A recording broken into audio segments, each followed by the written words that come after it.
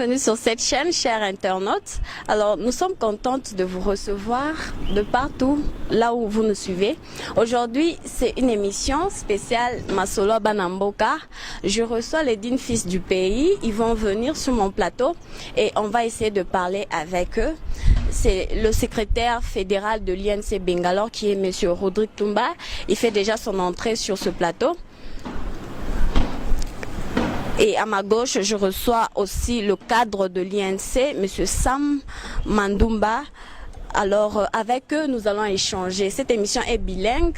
Tokolo Biela Masolo Banamboka, Namozindo, comme on peut le dire. Tobanda. Avec Masolo, communauté congolaise, il y a eu des élections qui se sont passées dans cette ville de Bangalore. Alors, qu'est-ce que eux en pensent? Et aussi l'actualité générale de la République démocratique du Congo. Alors, pour commencer, déjà, je m'en vais saluer mes invités qui, à ma droite, Monsieur Rodrigue Toumba, qui est le secrétaire fédéral de l'INC Bangalore. Bonjour, monsieur. Bonjour, Vanessa. Merci pour l'invitation. Et à ma droite, le cadre de l'INC, M. Sam Mandumba. Bonjour, M. Sam. Bonjour, chère Vanessa, et merci pour l'invitation. Alors, c'est sur cette note que nous commençons cette émission. La communauté congolaise. Il y a eu 2 semaines de cela, ou 3 semaines de cela, des élections qui se sont passées dans cette ville. Et il y a eu beaucoup de polémiques aussi par rapport à ces élections. Ce sont des élections qui ont pratiquement bougé cette ville de Bangalore. On a vu, Monsieur Rodrigue Toumba, qu'est-ce que vous pouvez dire par rapport à ces élections qui venaient de se passer? Merci. On commence à lingala ou bien à français? Vous pouvez vous exprimer en lingala tout comme en français. Parce que l'émission est bilingue. Okay. Merci beaucoup. Je tiens d'abord à féliciter nos candidats qui ont eu le courage de postuler pour représenter la communauté au niveau de l'extérieur. Nous sommes Congolais, on est nombreux ici à Bangalore, comme vous le savez. Il fallait qu'il y ait une élection crédible pour que nous puissions élire notre candidat président pour diriger cette communauté. Et tout qu'il y a élection.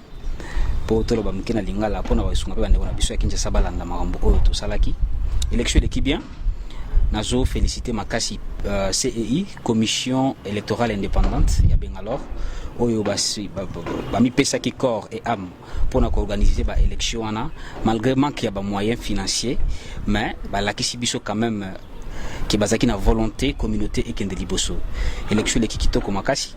Aujourd'hui, président Josué Mawanga qui nous dirige aujourd'hui, avec sa sagesse, je crois, communauté au Kende-Liboso. Selon vous, élection les cas qui bien, malgré la polémique, nous sommes salimaki. Oui, on doit souligner une chose, élection les cas qui bien, malgré toutes les difficultés. Au moins, processus électoral, ils ont la facilité. Même à niveau à pays, des fois, la difficulté est belé, mais il faut quand même que c'est passé. Élection l'équipe bien. Tout s'appelle d'abord parce que c'est il y a qui intelligence et belé. Oh tokolo baso qui fraude de chéri et zala qui tena ba élection oyo et toujours candidat je suis mawanga muta gagner qui na ba élection oyo. Donc tokoki ko lobaka ki élection le gars bien pour ngai élection le gars bien malgré la difficulté financière quoi. Mais élection le gars bien. Alors on a passé micro à monsieur Sam. Monsieur Sam, élection oyo. Il y a l'eau à boire quand même. Merci beaucoup ma chère Vanessa. Et vous savez, dans une élection, quand on part dans une élection, c'est une rencontre entre un homme qui a une vision, qui a un projet de société ou une pensée gouvernementale qu'il apporte au niveau de la population. Quand ici élection, à Bangalore, il y a une communauté, à Sikeuchokota, il y a une communauté à Renaissance. Et là, on a la Koloba, on a Tomboli Bango. Mandat elamu basala tuyoka makanisi na bango pendant campagne électorale basala ki na Bangalore et puis na kanisi présidentielle bimaki déjà ngai naza commission électorale té naza pe président CNIPT mais aussi le kolasi a pesa ki déjà motombe nae na kanisi to respecter yango donc na kanisi pe bandeko baza ba perdant na élection eza courage pour na bango biso nyonso to leka na makambo etali élection to tayi makambo ponami et mutunyo so pour la élection c'est sûr ezaka nango pasi ezaka pasi pour na ba jour à liboso ko évaluer campagne ko évaluer pe jour ya vote ndenge ne legaki na encourager bango et puis encourager l'équipe actuelle. Bah, ça, bon, madame. Merci, monsieur Sam. Siko, bon, une femme s'est présentée pour la première fois quand même. Que pouvez-vous dire? Non, c'est d'abord une fierté jubilatoire pour nous qui défendons la liberté ou on dit quoi, la parité. Surtout nous sommes au mois de la femme, je l'encourage beaucoup. C'est vraiment une joie, une fierté pour nous, de l'Union pour la nation congolaise toutefois, parce que nous regardons toujours dans notre condition de la République démocratique du Congo. On ne parle pas de la parité sous forme de la tangente, mais on parle de la parité dans notre constitution, partie égale. Quand on parle de la parité, on voit l'égalité. Ça veut dire que si vous êtes à 100, vous séparez ça à 50-50. Donc c'est une fierté pour nous de voir une femme pour la toute première fois se présenter comme vice-présidente. Et puis elle a emporté vraiment avec beaucoup de voix, beaucoup de personnes d'ailleurs se sont demandé si elle allait postuler comme présidente, elle allait gagner les élections. C'est une fierté. Cher Dorcas, je suis fier de toi. Fais ton travail. Nous avons entendu tout ce que tu as fait comme proposition au niveau de la campagne. Et maintenant, à toi maintenant de nous donner le goût de ce que tu as proposé. Vraiment, c'est une fierté. Et déjà demain, je signale que dans cette ville de Bangalore, il y aura remise et reprise de l'ancien comité et le nouveau comité de gestion de la communauté congolaise. Alors, sur ce, que pouvez-vous dire par rapport à cela, monsieur Rodrigue? Quel conseil pourrez-vous donner à cette communauté, au président qui va prendre ses fonctions demain? Merci beaucoup. Le président, c'est Josué Mawanga. Il a gagné les élections. Moi, je crois ils étaient au nombre de deux présidents, deux candidats à la présidence, Josué et Darling. Moi, le conseil que je peux donner à Josué est qu'il a gagné les élections. Comme lui-même, il avait dit le jour de son discours, que celui qui va gagner ne puisse pas tout gagner, et que celui qui va perdre ne puisse pas tout perdre. Que Josué puisse entrer au dialogue avec M. Darling, voir dans quelle mesure ils peuvent travailler ensemble. Ça va aider notre communauté d'aller de l'avant, parce que c'est une communauté, c'est pas le Congo ici à Bangalore. Donc si Darling, Josué, Dorcas et Christian arrivaient à mettre une vision ou un projet ensemble pour le bien de cette communauté, je crois que cette unité va nous conduire très loin. Donc qu'ils travaillent ensemble pour le bien de tous les Congolais vivant en Inde, précisément à Bangalore. La même question chez vous. Oui, bon, courage. Je crois qu'il a les idées, il a encore le pied sur la terre. Donc, nous encourageons Josué pour l'initiative d'ailleurs de réunir les Congolais de Bangalore pour célébrer le 8 mars ensemble en famille. Et ce sera une bonne occasion aussi d'encourager l'équipe dirigeante et leur souhaiter un bon quinquennat, si on peut dire. Si on vous souhaitait actuellement là d'apporter vos conseils, votre contribution par rapport au gouvernement, vous êtes prête? Oui, il y en a toujours des conseils, on peut toujours donner, mais c'est quelque chose que j'ai toujours dit à Josué. Quand on gagne une élection, surtout dans une communauté comme ça, là on voit la division frontale qui arrive toujours devant nous. C'est quelque chose d'aller voir M. Darly, parler avec lui. Il y a aussi 100 personnes qui étaient derrière Darly ou des 100 personnes qui ont voté pour Darly. Si il n'y a pas la communion entre Darly et Josué, ça sera difficile d'avoir l'unité dans cette communauté. S'il y a un conseil que je peux donner à mon cher Josué, c'est d'aller voir Darly, parler avec lui comme il a fait avec Christian, chercher de voies et moyens, que les amis qui sont autour de Darly essaient un peu de mettre de l'eau dans leur vin, même si la formule, je dis toujours, elle n'est pas... elle est indigeste, mais essayer un peu de le faire pour l'unité de cette communauté, parce que si nous divisons cette communauté, nous ferons toujours le jeu de l'ennemi qui aimerait toujours voir les Congolais divisés. Mais si nous sommes ensemble et unis, nous serons encore forts. Merci M. Sam. Je rappelle que je reçois le membre de l'INC et avec eux, on va parler aussi de l'INC. M. Rodrigue, vous comptez déjà combien d'années dans cette ville de Bangalore, là où l'INC vraiment est opérationnel? Ouais, j'ai 3 ans, 4 ans disons. Bientôt je vais totaliser 4 ans à Bangalore. Donc je suis venu en Inde depuis 2013. Donc c'est ça ma question. Et nous avons eu l'initiative de créer l'INC au niveau de Bangalore. Au moins, je crois que c'était le 2 février 2014 qu'on a créé INC Bangalore, ici en Inde.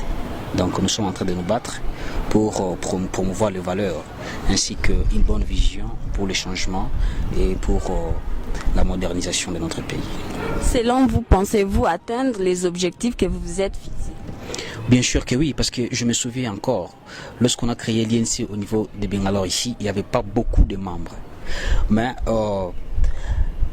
à une quart d'une année seulement, on avait atteint une affaire de 304, 305 membres comme ça.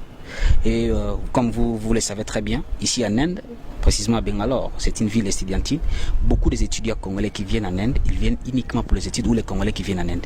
Il y a peu d'étudiants il y a peu de gens qui viennent en Inde pour le business ou pour les soins de santé. Donc la majorité des étudiants qui viennent ici à Bangalore, ils viennent pour les études. La majorité des personnes qui viennent en Inde, ils viennent pour les études. Et lorsqu'on a créé l'INC... Quelle était la pensée quand vous avez créé? Parce que INC, il y a plusieurs extensions de INC partout au monde, la diaspora et tout.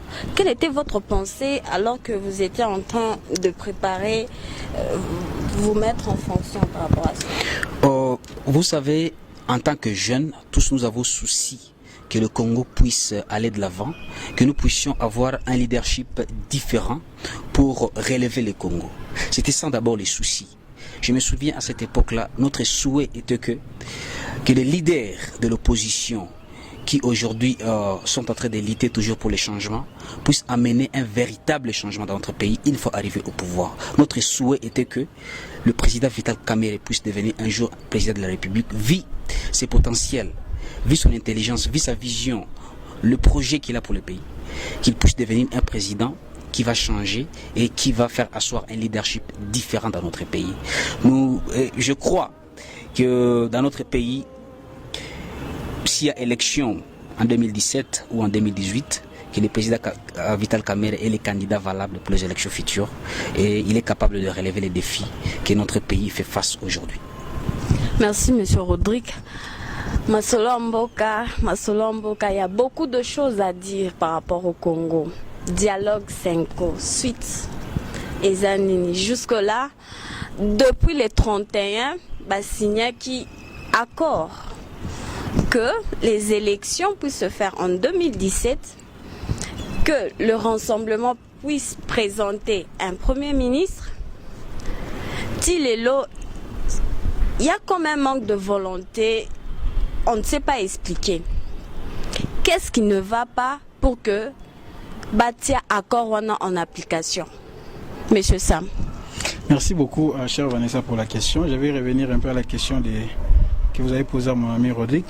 En fait, voyez-vous, c'est une fierté pour moi. J'étais pendant 4 ans secrétaire fédéral. Je suis dans la joie d'être dans un espace comme ça avec mon chef hiérarchiquement. C'est lui qui a pris maintenant les fonctions, qui est le secrétaire fédéral de l'INC. J'ai cette question d'ajouter un peu de sel à ce que mon ami a dit. Voyez-vous, l'Union pour la Nation congolaise, nous avons commencé ça en 2014. À l'époque, les gens nous prenaient comme des aventuriers birlex. Ce sont des personnes qui parlent comme ça. Et puis bon, aujourd'hui, de plus en plus que nous avons agrandi la vision au niveau de Bangalore, ici, une grande ville. Les gens ont compris le leadership que nous avons déposé sur cette ville. Ils ont cru à la vision et au projet de société de notre président national, que nous saluons d'ailleurs en passage. Aujourd'hui, l'Union pour la Nation congolaise est une fierté ici dans cette ville de l'Inde, pas seulement ici, mais sur l'implantation de l'Union pour la Nation congolaise ici en Inde. Alors, par rapport à la question du dialogue, je rigole.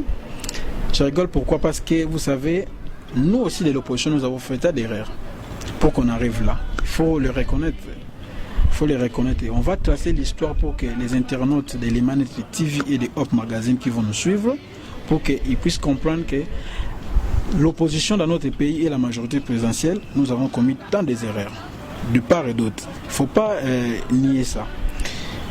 Quand le président Maluma avait publié le calendrier électoral, directement, tout le monde a crié, ça c'est la trahison, tout cela. On a rejeté ça sans avoir fait une proposition pérenne par rapport au calendrier électoral qu'il avait publié.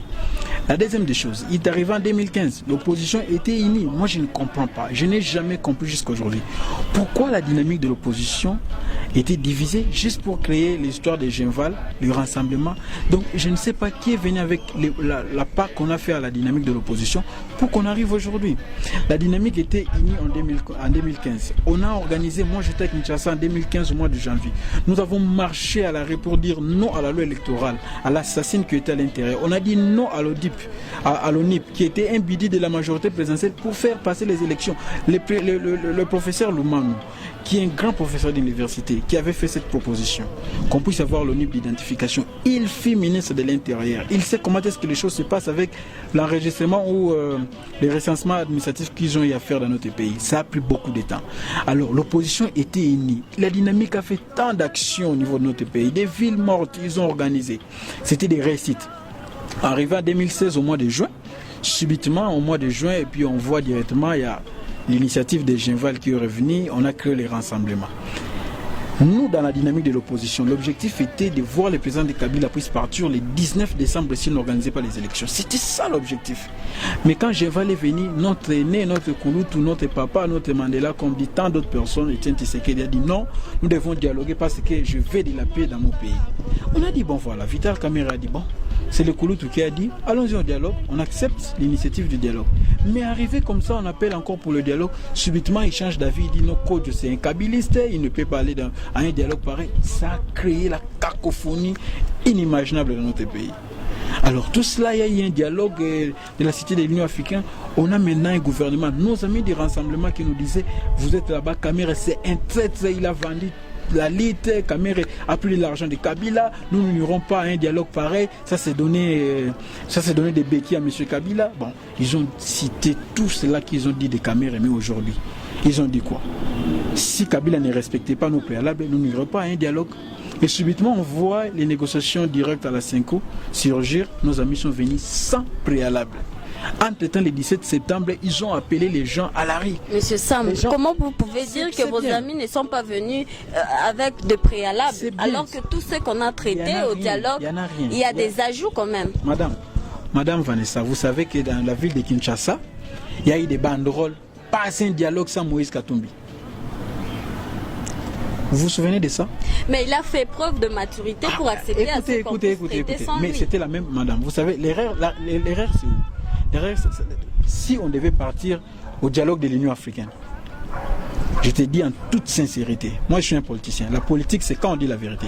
Si l'opposition, comme ils étaient là, ils mettaient leurs divergences là de côté, leurs préalables là de côté, et ils vont au dialogue de l'Union africaine. Aujourd'hui, on allait avoir les élections dans notre pays. En 2017, on allait avoir les élections. Mais comme ils ont dilapidé tous les temps, en discutant sur les sexes des gens, en parlant des individus, Moïse Katumbi, qui d'autre... Pensez-vous que le dialogue de M. Kodjo était sans imperfection, était... Non. Mais pourquoi on a voulu qu'on puisse faire encore d'autres dialogues? Vous savez, la finalité de votre question, c'est l'application de l'accord. Je suis en train de venir. Parce qu'il y a eu des imperfections. C'est l'œuvre, c'est la nature, c'est l'œuvre humaine. Il y a toujours des imperfections. Parce qu'il y a eu des imperfections, voilà pourquoi nous sommes arrivés là. Nous sommes arrivés au dialogue de la Cinco. Ils ont amélioré ce que l'Union africaine n'a pas eu à améliorer. Admettons, dire que non, le président Kabila ne sera pas candidat aux élections futures. C'est ce que nous n'avons pas fait, nous, de l'Union pour la Nation. Monsieur Sam, ma question était simple. Qui bloque le dialogue actuellement? Actuellement, c'est les rassemblements. Moi, je n'ai pas de l'eau à mettre dans ma bouche pour dire que non, c'est les rassemblements qui bloquent le dialogue actuel. Pourquoi? Parce que... les preuves. Mais écoutez, je vais vous dire la vérité. Aujourd'hui, vous regardez ce qui se passe dans notre pays. Les rassemblements est divisé. Divisé pourquoi? Parce qu'il y a une guerre de leadership. Il y a celui-ci qui s'est dit là-bas, de l'autre côté, monsieur Félix Tshisekedi, il y a l'unanimité. Il y a l'autre côté qui dit là-bas, bon, il y a eu l'unanimité de l'autre côté. Il y a la guerre. Tout le monde se voit, il a la division totale. On est en train de demander juste 3 noms pour qu'on puisse nommer un premier ministre. Monsieur Serre, je reviens sur vous, monsieur Rodrigue, quand même. Déjà balayé toute la situation politique qui a commencé à partir de 2012 jusqu'à 2017. Nous sommes aujourd'hui. Je partage presque le même point de vue que Sam. Donc il a totalement raison. On était unis, bon, subitement. On n'a pas compris, l'ange de la division est venu parmi nous. Quand même, eux, ils ont su marquer l'histoire de l'opposition congolaise. Ils sont partis à Genval. c'était quand même quelque chose qui a donné la notoriété à l'opposition congolaise. Comment pouvez-vous dire que cela a amené la division? Non, en fait, vous savez, lorsque nous étions dans la dynamique de l'opposition, il faut que nous devons souligner ça. Il y a eu un groupe des opposants qui se sont dit non, partons à Géval pour un accord, que nous tous nous puissions nous mettre ensemble sur une même table pour voir l'avenir de notre pays. On a eu invité d'autres partis politiques et d'autres partis politiques n'ont pas été invités. Je ne sais pas si vous vous souvenez très bien. Donc les rassemblements, en fait, le mot même rassemblement... Quel parti n'a pas été? Je vais pas épargnez-moi de pouvoir citer les noms, hein, sinon pour éviter de polémiques inutiles. Donc, je crois il y a d'autres partis politiques en RDC. Vous savez, on a combien de partis politiques d'abord en RDC? On a plus de 400 partis politiques. Alors, dites-moi, est-ce que les rassemblements regorgent tous les partis politiques dans notre pays? Vous êtes journaliste et faites vos investigations. Vous allez voir que les rassemblements, peut-être, n'a pas plus de 200 partis politiques. Et où sont les autres partis politiques? Pourtant, lorsqu'on parle des rassemblements, ça devait contenir tous les partis politiques et former une coalition pour aller... Mais à cause de leurs intérêts, ils ont refusé carrément de faire partie du rassemblement. C'est ce que nous réquisons dans la politique de notre pays. Les intérêts personnels. Les intérêts ne doivent pas aller au-delà des valeurs. Vous comprenez? Nous sommes jeunes aujourd'hui, nous nous engageons dans la politique. Vous pensez que c'est pour défendre les valeurs. C'est pour défendre un idéal. Mon souhait est que nous, opposition, que nous puissions nous organiser et sortir même un candidat pour les élections futures. Pensez-vous que ce sera possible avec cette allure?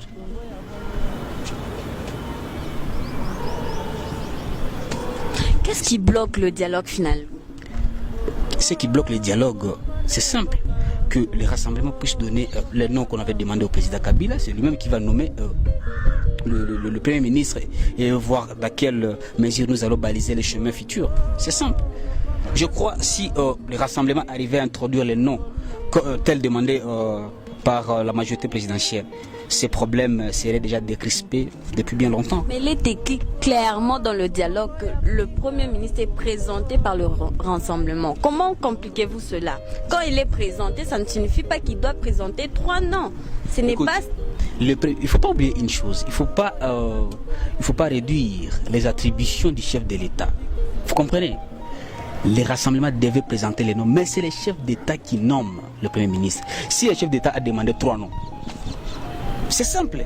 Vous êtes de l'INC. Aujourd'hui, vous avez fait partie pour que ce dialogue puisse adopter quoi? L'accord final. Vous avez participé, vous avez donné vos idées. Quand on était en train d'écrire ce dialogue, quand on était en train d'ériger ce dialogue, vous n'avez pas donné pour proposer qu'il y ait 3 noms directement. Pourquoi on a adopté cela et après contredire cela? Ne voyez-vous pas que vous commencez déjà à je ne sais pas même quoi dire. Madame, excusez-moi de rigoler un peu. Parce que s'il y a un parti politique qui a fait preuve de l'humilité dans tout ce processus, c'est l'INC. Vous comprenez? L'INC avait refusé le dialogue, qui ne le sait pas. Les rassemblements même avaient refusé le dialogue. Mais à un moment donné, la communauté internationale avait interpellé tous les partis politiques. On a dit il faut d'abord que nous puissions laisser nos égos se surpasser et voir le vrai problème de notre pays. Nous avons accepté d'aller participer au dialogue. Lorsque l'INC, le président Vital Kamerhe ainsi que tous les partis politiques suite aux plateformes qu'on avait formées sont allés voir le président Kodjo. Qu'est-ce qui est arrivé après? Notre papa, le pauvre Étienne Tshisekedi, que son âme repose en paix, avait réquisé le dialogue. Nous sommes allés jusqu'au bout avec M. Kodjo. Il fallait qu'il y ait un deuxième dialogue organisé par la SENCO. L'INC, est-ce que nous avons refusé de prendre part à ce dialogue? Non. On a accepté de prendre part à ce dialogue. On a dit que le poste de la primature devait revenir au rassemblement. Et qu'est-ce que vous voulez que l'INC puisse faire? Mais les rassemblements...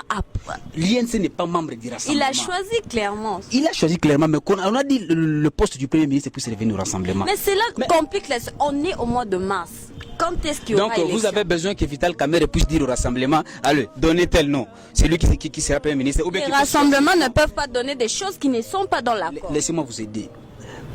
avez-vous besoin que le président Vital Kamerhe puisse nommer 3 personnes ou 5 personnes et aller déposer la liste au président Kabila? C'est ça le nom que les rassemblements avaient besoin? Non, ce n'est pas le rôle du président Vital Kamerhe. Nous ne sommes pas membres du rassemblement. C'est un problème. D'ailleurs, je ne suis membre du rassemblement, je ne sais pas comment je suis en train de vouloir répondre à cette question. Tu allais poser cette question à un membre du rassemblement, à un membre de l'UDPS qui pouvait clarifier la chose. La SENCO a tranché sur la question de nomination de Premier ministre. Il a dit clairement que cela, ça dépendait de la bonne volonté et du président et du rassemblement. Alors, pourquoi le président ne peut pas accepter carrément? C'est l'accord. Très bonne question. Je ne suis pas conseiller spécial du président de la République ou je ne suis pas membre de la majorité présidentielle. C'est une question que vous devez poser. Peut-être au ministre Lambert Mende, il allait vous répondre avec beaucoup d'élégance.